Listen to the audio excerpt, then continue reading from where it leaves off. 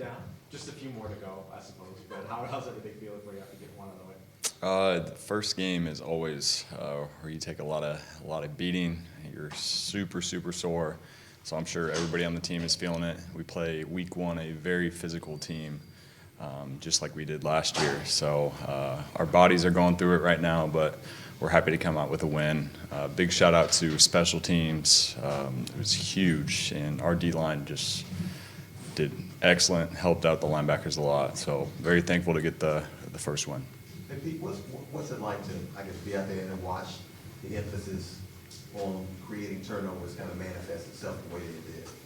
Yeah, we emphasized it so much throughout camp, even as early as OTAs, and to come away with a punt block and 3 picks. I don't think we've done that in a long time, but it's our secondary, they killed it. So the emphasis of the turnover, the takeaway ratio, and the fact that we came out on top of that is huge. I mean, that's what decides games.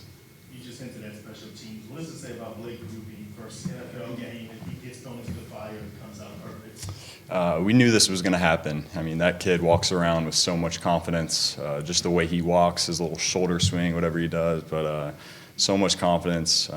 It's a big honor for him going into the environment like we just had and go and execute a close game like that. If you think about it, I mean, with both teams, one of those misses changes the outcome of the game. So big shout out to him, and he works very hard, so it's huge. Yeah, Pete, you probably won't face a running back this year better than what you played yesterday, but what do you kind of say about just the way you all played with holding the 60 yards?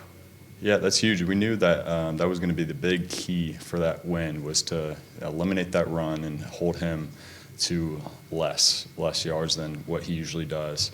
I mean, I was walking up the pregame and I see him, I'm like, man, this dude is a lot bigger than I thought. So I knew we were going to be in, I was just telling myself we were going to be in for a long one because they key on that guy, and that's what drives their offense. So to eliminate him, I shouldn't say eliminate, but to hold him to a low number is huge, and I think that was one of the big key pieces for the outcome of that game. How hard is it to actually tackle? You need a lot of guys to bring him down. You just try and get him going east and west and not north and south, and then you can do a pretty good job. But when he gets out in the open field, it's tough. So we got to create walls in the interior and swarm tackle with the whole defense, and that's how you take him down. You guys were in a couple of short field situations and a couple of drives where you end up with your backs in the red zone. I guess, can you emphasize how important it is to get those red zone stops, field goals instead of touchdowns? It's huge. It's huge. Just to start the game with the fumble and then making a statement right there. I mean, we might be losing the game 3-0, but I think we win that game. I think it's because of the momentum that we showed from that stop right from the get-go. We pride ourselves on having a great red zone defense, and eliminating touchdowns and not having a touchdown score in that game is massive. So holding them to field goals when they get down there, hopefully they don't, but when they get down there, it's the keys to many games. I know defenses, you don't usually want to have the bend but don't break mentality, but philosophically, what changes once they get inside the 20-yard line? Yeah, so the playbook's obviously shortened. Some teams are different. Some teams pride themselves on running the ball, kind of like Tennessee did.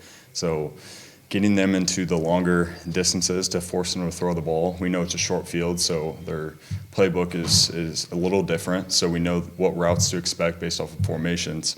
But at the end of the day, we just got to win our one-on-ones and execute to hold them and get to those third and long positions so we can get off the field. What did you think of the tackling effort overall yesterday? I think it's a good start. It's obviously tough, like we said, with a guy like that to go out and be perfect. But I think that what we did a really good job of is our effort and our swarm. A lot of the times you might see a missed tackle, but there's a guy right there next to him bringing him down. So if we keep doing that, obviously we like to get him down quick, but we want guys flying around so it looks better as a defense. And the run defense generally is, it's something the Saints kind of hung their hat on for a number of years. And last year wasn't kind of y'all's thing. Right. So, how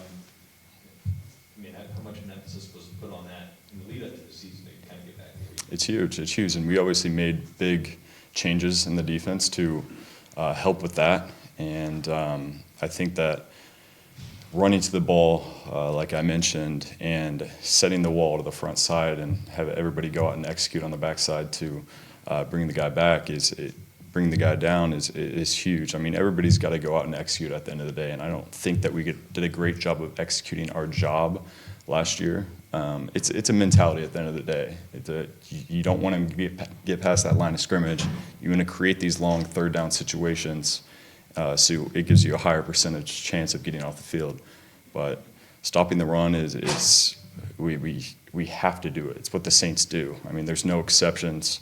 And if teams run for a lot on us, it's never a good day, win or lose.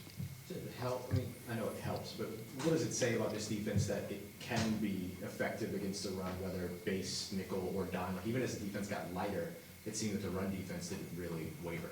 Yeah, I'm going to go back to that mentality. I think it doesn't matter what we have in as far as personnel. We got to get the guy down. Yeah, I mean, we're going to force him to long situations, and we got to go out and execute. Everybody's got to fit. Everybody's got a job, and if everybody does that, then he has nowhere to go. Hey, Pete, were you aware that DeMario was going through the stuff with his daughter? Went to this game? You know what, I saw that, and man, I have so much respect for that guy. And I watched the whole video after the game, and I thought, man, hey, we didn't even hear about it in the locker room.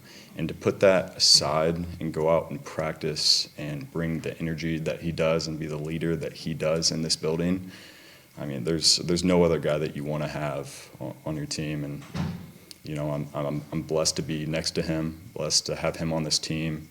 But you know, you got he and his thoughts all the time.